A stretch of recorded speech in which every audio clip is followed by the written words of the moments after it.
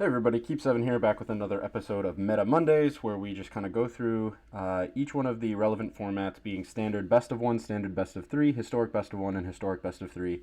We go over the top 5 decks being played in each of those formats, and I provide you with some advice, maybe some cards or just general advice on maybe what you can do, depending on what deck you're playing to fight the meta or play the meta.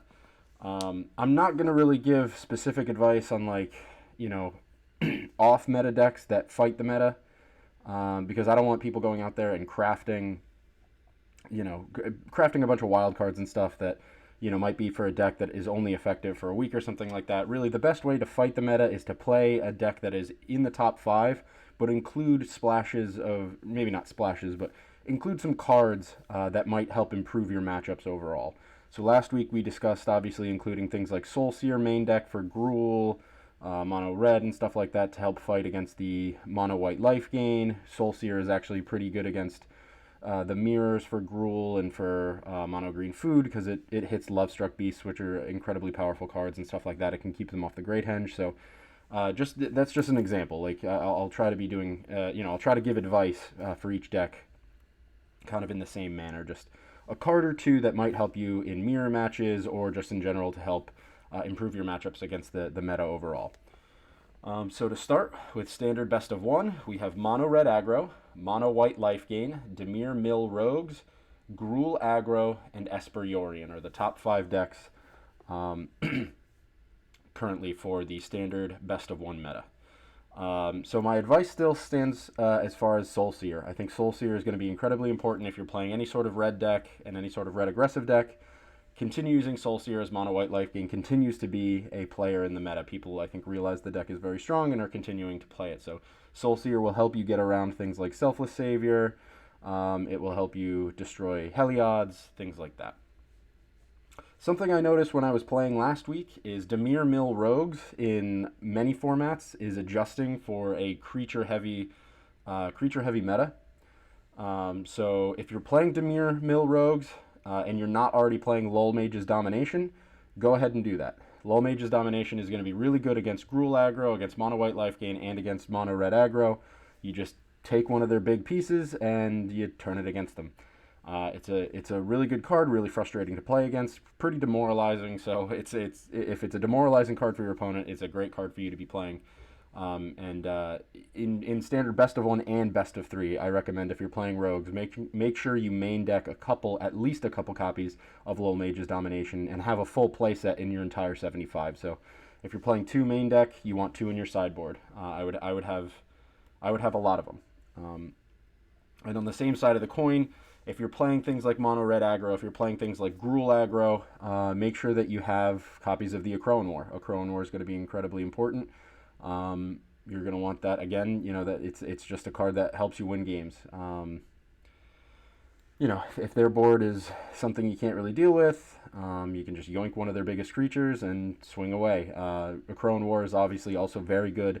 One of the predators out there against Gruul and mono red right now is probably mono green food in the best of 3 format. So Akroan War will go a long way in helping you improve that matchup. If you're playing mono white life gain, I guess just keep doing what you're doing.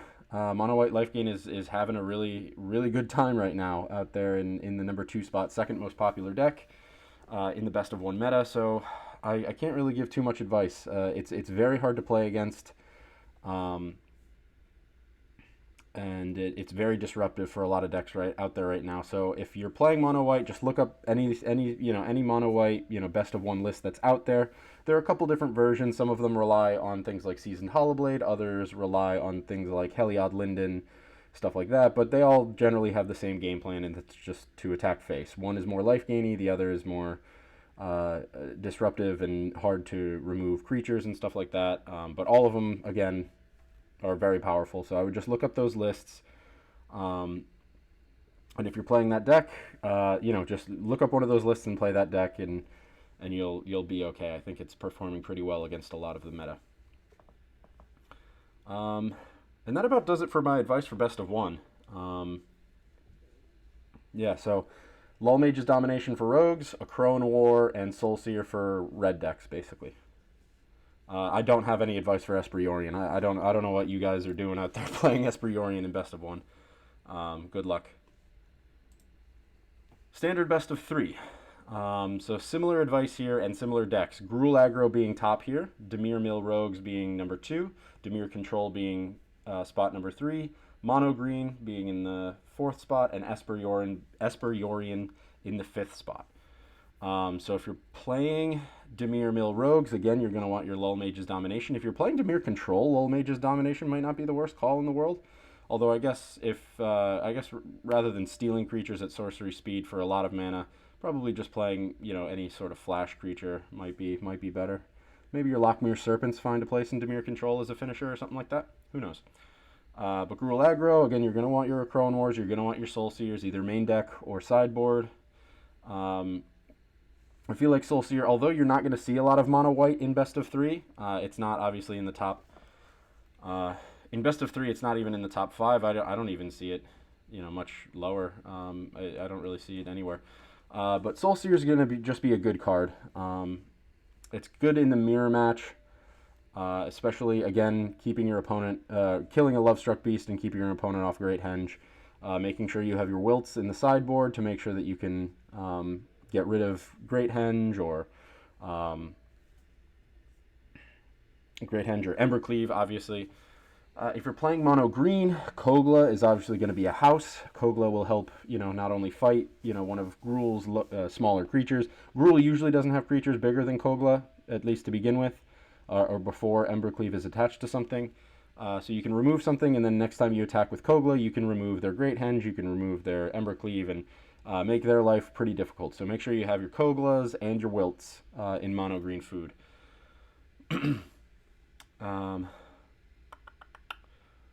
Esperiorian. What advice can I give for players playing Esperiorian? I've been seeing a lot of, Temur Ramp didn't make. Actually, you know what? Mono White did make. Mono White made the 6th spot. So definitely main deck Soul Seer if you're playing Gruul Aggro, because Mono White is climbing up in the best of 3 ladder, or at least in the best of 3 in popularity in best of 3. So make sure you have Soul Seer and you're prepared for that matchup. Esperiorian, make sure you have your negates, your mystical disputes, main deck, and sideboard. I've been seeing a lot of ramp. It hasn't showed up on this list. It's not in the top. Looks like it's Temur Obosh. Looks like it's top 10, not top 5. So I've been seeing a lot of it played though, and I think there's just something in the algorithm that when you're playing Esperiorian, you go up against Temur Obosh a lot. So just make sure you have those things for their ultimatums, because their ultimatums and Ugin are kind of the biggest threats to any Yorian deck out there. Let's see. And then so I guess there's 2 decks that I want to mention as kind of like not an honorable mention, but they're kind of like the meme deck of the week or the deck of the week for standard best of 3, and that's Temur Obosh, which is going to be popping up a lot. I'm going to be mentioning it a lot because it is a very popular deck, and I see it all the time. I'm just not, I'm just not. It's obviously in the top 10 here, but so Temur Obosh, the Temur ramp deck that ramps into Ugin and Genesis Ultimatum, stuff like that. You want to be prepared for that deck. Have something in your sideboard that hoses on it. A card you might want to consider if you're playing Esperiorian and you're in the Temur Obosh matchup, maybe Confounding Conundrum, something that is basically anti-ramp.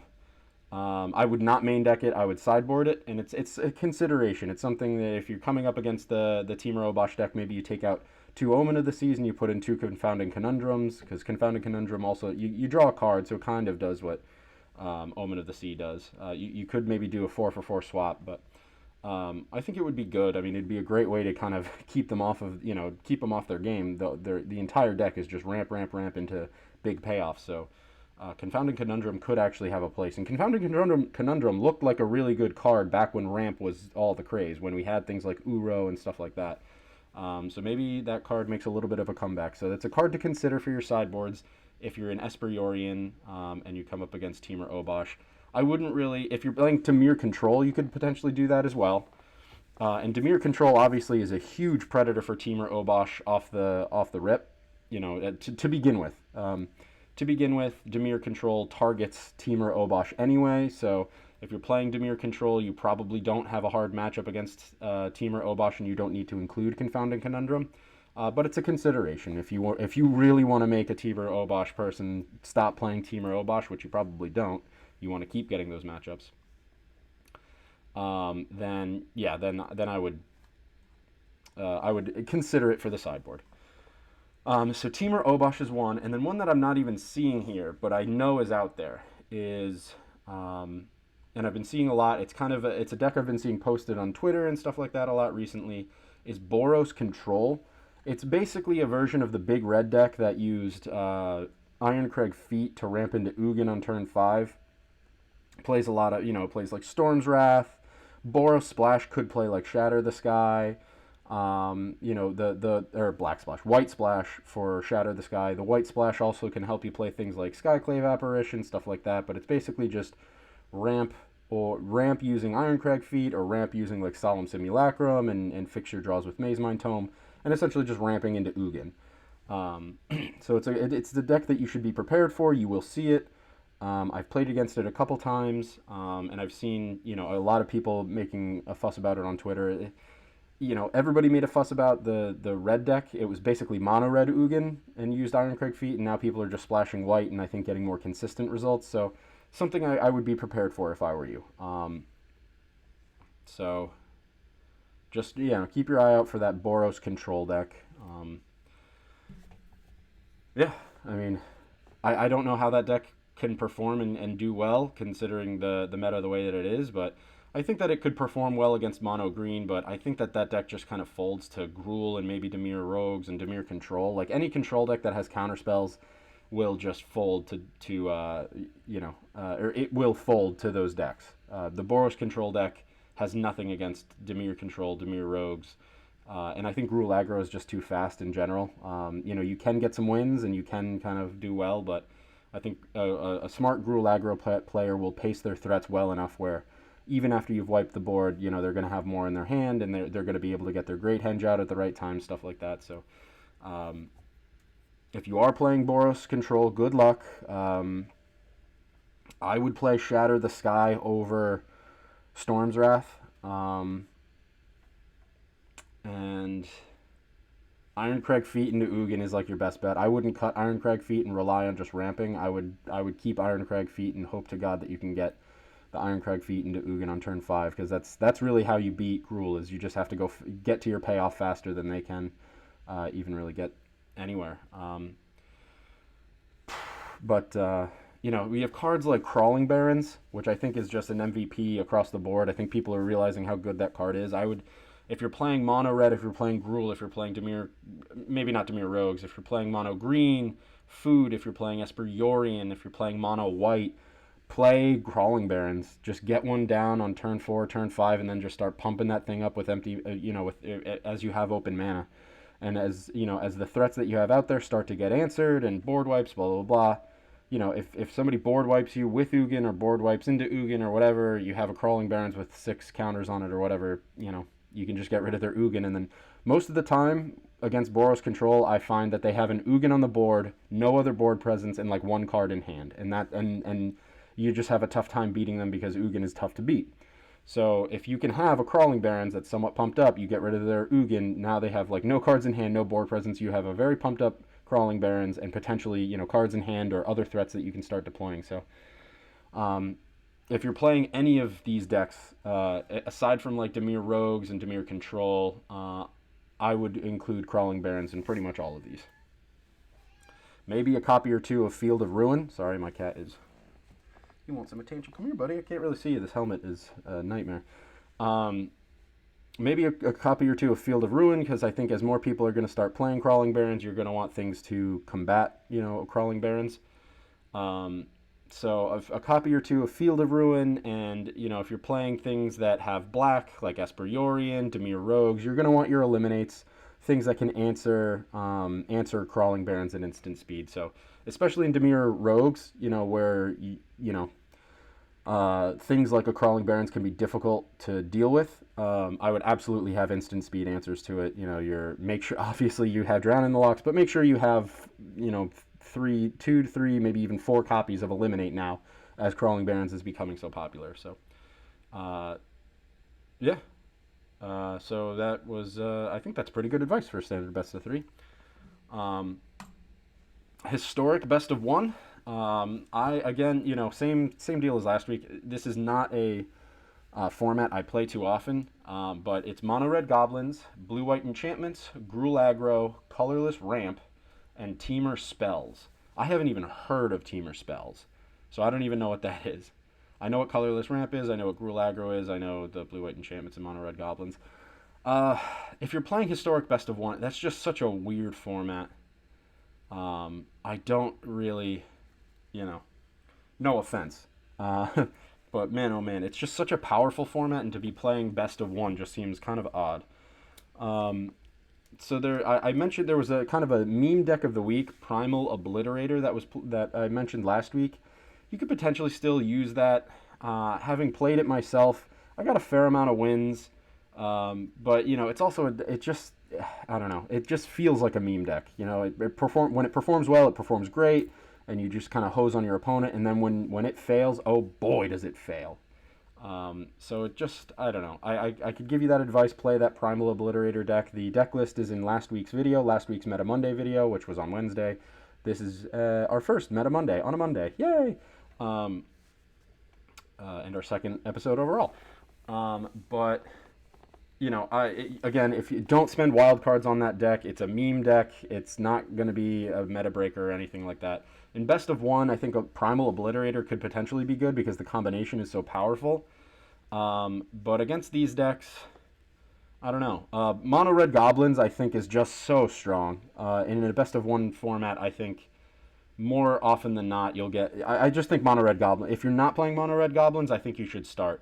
And the runner-up would be Blue White. I think that the way the meta breakdown works is pretty indicative of what you should be playing. If you're not playing Mono Red Goblins, play Blue White Enchantments. If you're not playing that, Gruul aggro never really worked out too strong for me. I feel like Gruul aggro just maybe I was playing it wrong. I wasn't pacing my threats correctly, but it seems to be performing pretty well. I see a lot of tweets about how strong the deck is and about people getting to Mythic, so clearly it's possible, but most of the things I see have sideboard, so I'm assuming they're best of three decks, so not really sure how it performs in best of one, but I'm assuming, if aggro decks tend to be better in best of one formats, so, Gruul aggro would be a fair choice. I have no idea what Teamer Spells is. Let's take a look.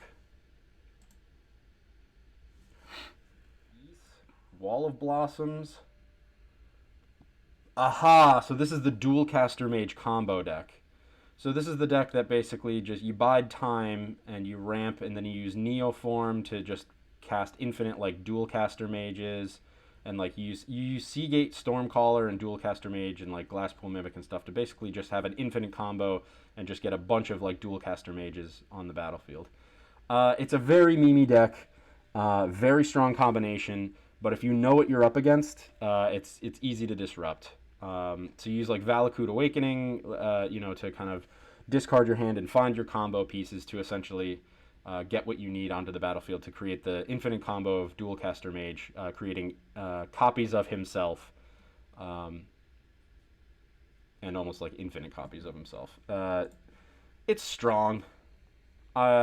It's strong. I've played against it. It's very strong. If you don't know what you're playing against, you'll think you're in the lead, and then in one turn they'll just whip out that Dual Caster Mage combination, and then the game's just over. So be cautious of that. If you're seeing Teamer, if you're seeing Valakut Awakening, if you're seeing Anticipates, if you're seeing Neoform, by the time you've seen Neoform, it's probably too late. But just keep an eye out for that deck.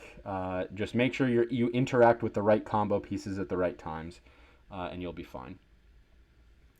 I don't really have a lot of advice, I'm sorry, for Historic Best of One, as it's not really particularly a format I play too often myself, but the best advice I could give is just play Mono Red Goblins or Blue White Enchantments. Those decks just win games. They just do, very consistently, and Blue White Enchantments is sometimes just an unbeatable deck. With the right draws, it almost feels like the Dimir Rogues in Standard. Sometimes Dimir Rogues just has it. They just have the great starting hand. They have an answer to absolutely everything you can play, and it just is the best deck until it's not. So And I feel like blue-white enchantments is the same way. If they can just have it, they could just have everything they need, and they just deploy it, and it's just so powerful so quickly that it just wins games. Um, so yeah, that's the best advice I can give. And then historic best of three, we have the as everybody knows, because of Uro, Sultai mid-range is number one, and will be, I believe, until Uro is removed from the format. Gruul Aggro is number two, Mono Red Goblins is number three, Mono Red is number four, and Blue White Enchantments is number five. So you could continue playing Obliterator if you want to against these decks. A lot of aggro decks and stuff like that. Sultai, I don't think, has a huge problem with it, but if you can get the combo off against Sultai, it's very powerful. Sultai is just a good deck. It's just so good. Nissa's just such a powerful card. Uro's just such a powerful card. It's hard to give advice on what's going to beat Sultai midrange. The best advice I can give if you're going to play against Sultai midrange a lot, or you expect to see it a lot, is playing aggro decks. Just go faster than it, and it's tough because Uro has the +3 life. Is just you can never discount that. Your opponent could be at 12 and then cast like 5 Uros in a row and just go right back up to 20 or 25 or however many Uros they just hop right back up. So you could play the best aggro deck in the format, get them down as low as you can. You can play super fast, make no mistakes, and they just have it. They just have the 3 Uros in their hand or whatever. And then you're just hosed, and it sucks. It really does. It's just such a good card, and it makes the deck just so great. And then the rest of the deck is just full of either great cards like Nissa, or it's just full of answers like removal, powerful removal, and stuff like that, and Thoughtseize. So it's just so hard to beat. And the best thing you can do is just you have to be lucky, and you have to be faster than it. Meaning playing aggro decks. And very fast aggro decks, and yeah, just be faster. Being faster, I mean, blue-white enchantments is pretty good. Mono red would be pretty good. Mono red goblins could be pretty good against Sultai midrange, but Sultai midrange has a lot of control effects that make that obviously can give any aggro deck.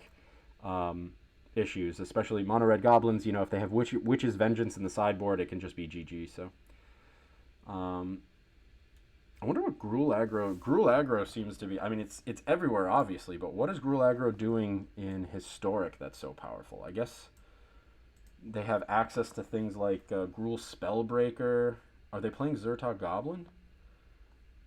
Does that feel good at all? Okay, so they don't play. Okay, so in place of Zertog Goblin, they play Gallia, which is I think a good call. Klothys is obviously fantastic. And Collected Company. Okay, so like Collected Company and Embercleave, 6 copies, 3 of each. Questing Beast, Bonecrusher Giant, Gruul Spellbreaker, Llanowar Elves, Pelt Collector, Voltaic Brawler. 2 mana, 3/2. That seems pretty good. Scavenging Ooze, and then what do they have in the sideboard? So a Braid, Cindervines, Grafdigger's Cage. Grafdigger's Cage is really important. 1 copy of a Crone Moor, so you could take my advice from Standard and apply it to Historic. You can play the Akroan War, but especially with how many aggro decks are in Historic right now, the Akroan War isn't too bad. Akroan War is obviously less good against things like Goblins and much better against things like the Mirror Match and Sultai midrange. If they have a resolved Uro, you could take that. But those Sultai again has access to counter spells too, so it covers all its bases. Rampaging Ferocidon could help against things like Uro. Klothys obviously is great against Uro because it eats it out of the graveyard. And it does damage at the same time, so it can help kind of recoup any life gain that they've gotten from Uro. And Burning Tree Emissary, obviously, because it's just, what a card.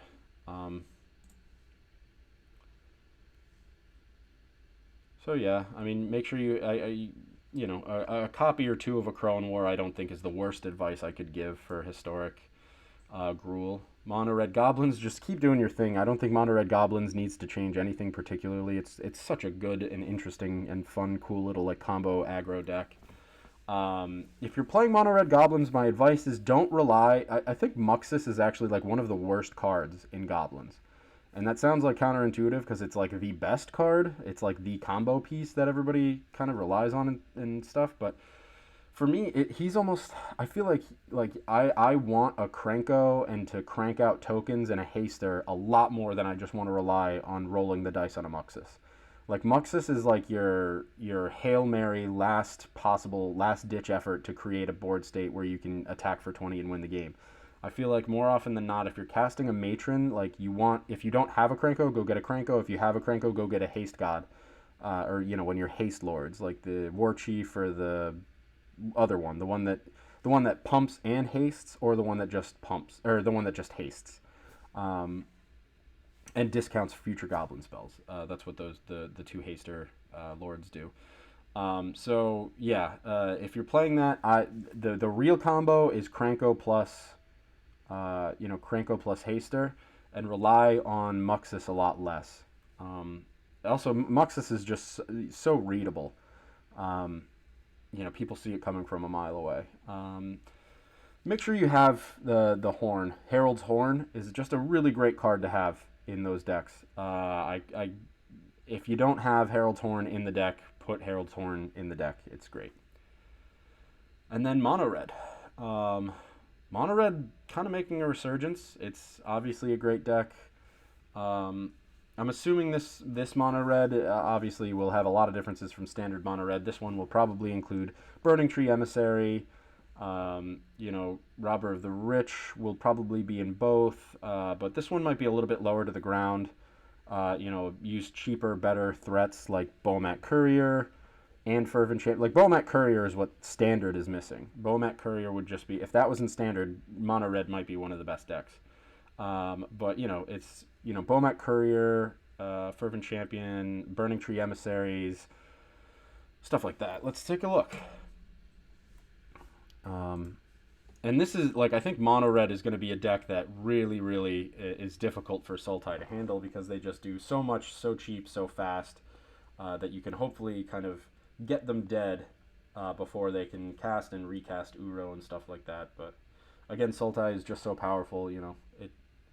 All it takes is one board wipe and a Nissa or something, and it can be difficult to come back from. So yeah, Soulscar Mage, Bomat Courier.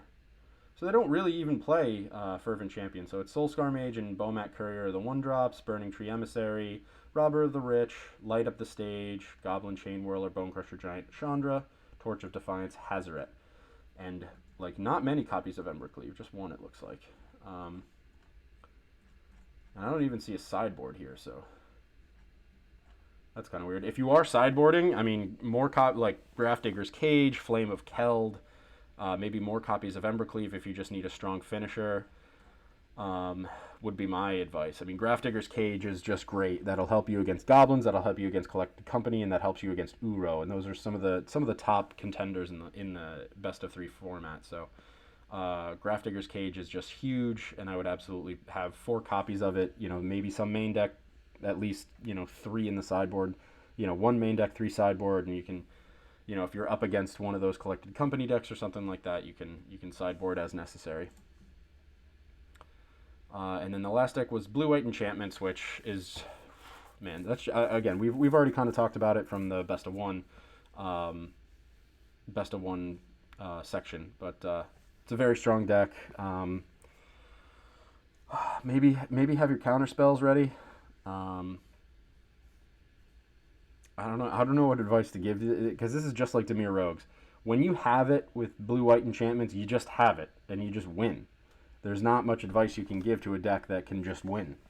Like, what do I tell you? What better things can you be doing other than having the don't mulligan the hand that wins you the game.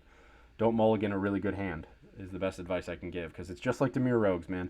When it has everything it needs, and when it draws correctly, or draws the right way, or draws in your favor, it's just the best deck. Like, you could be playing Gruul, you could be playing Sultai midrange, but if they have it, you just win. And the Blue-White Enchantments has it enough that it's a top contender in Historic. So very difficult to play against, and just make sure you know what hands are good and know what hands are bad. Know when to mulligan and know when to not mulligan, and you'll win games. I would just look up deck lists for blue-white enchantments, pick one up that you like. Maybe there's something spicy, maybe there's something not, but just pick something up and you'll win games. So um, good places to find deck lists: MTG Goldfish, Aether Hub. You could search like some of the Reddits. You maybe do like a specific search within subreddits for them, but Aether Hub, MTG Melee, stuff like that. If you already have MTG Assistant installed, if you already have the MTGA Assistant installed, and you have it running when you're playing Arena, just open it up and you can click on blue-white enchantments. Any one of these decks that I've listed, and you can just see an example of a deck list. And I think you can even see other versions of deck lists, other variants. So, yeah, and then honorable mentions for historic. Primal Obliterator, I haven't really seen too many people talking about too much anymore, so I think it's kind of, it had its week or, couple days in the sun, and people played it and forgot about it. I haven't really been seeing too many meme decks come out recently. There was one I saw that looked kind of, I saw a couple people tweeting kind of about like Golgari a little bit. There's like Golgari kind of like versions of the Rock, which is, that very fair, strong discard and removal spells, and then strong creatures that need to be answered, kind of like a mid-range kind of type deck.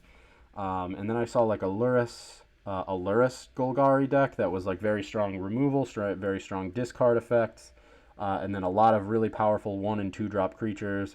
Shovel, Knight of Ebon Legion, they're using things like Thoughtseize, stuff like that. So it might be something you want to watch out for. I don't imagine a lot of people are playing decks like that, but I saw a couple tweets about it. So, it might be something that is out there, but, if you're not expecting it, I still, if you're playing Gruul aggro, I think you don't have to worry about Golgari mid-range or Golgari Lurrus. So, and if you're playing Sultai, I don't think you have to worry about anything. If you're playing Sultai, just keep playing Sultai, grind out the games, and you'll get to Mythic. I don't think Mono Red Goblins has to worry about anything like that. Their win conditions are just so much stronger. So, not something you have to worry about, but maybe something to try out if you want to get experimental. And Rakdos Anarchist is always hanging out in the fringes. Looks like it's like the 7th or 8th most popular deck right now. It's just super strong. If you're playing your Grafdigger's Cages will absolutely hate on that deck. And if you're playing that deck, make sure you have a Braids and something ready to answer Grafdigger's Cage, because once it's in play, obviously your combo, your everything gets kind of somewhat shut down. So, yeah, that's it. And that about does it. That about does it for Meta Monday for January 11th, 2021. So, as a quick recap, if you're playing Rogues, make sure you have Lull Mage's Domination. If you're playing Gruul, make sure you have some Acroan Wars, Wilts, Soul Seers. If you're playing in Historic and you don't have any sort of graveyard interaction, make sure you're playing your Grafdigger's Cages.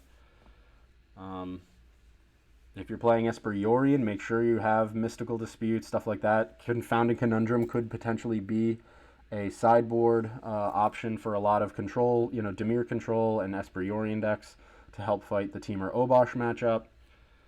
I'm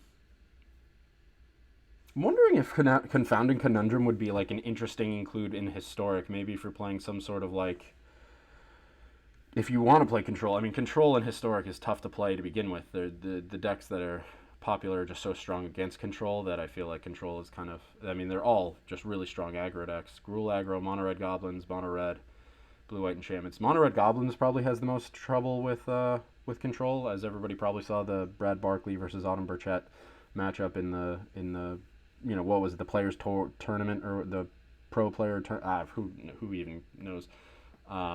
But the other 3 aggro decks are probably all happy to play against Control, which can be too slow sometimes. But it would be interesting if Confounding Conundrum could be a way to kind of shut down Sultai.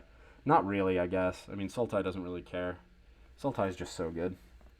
But I don't know that they maybe have a lot of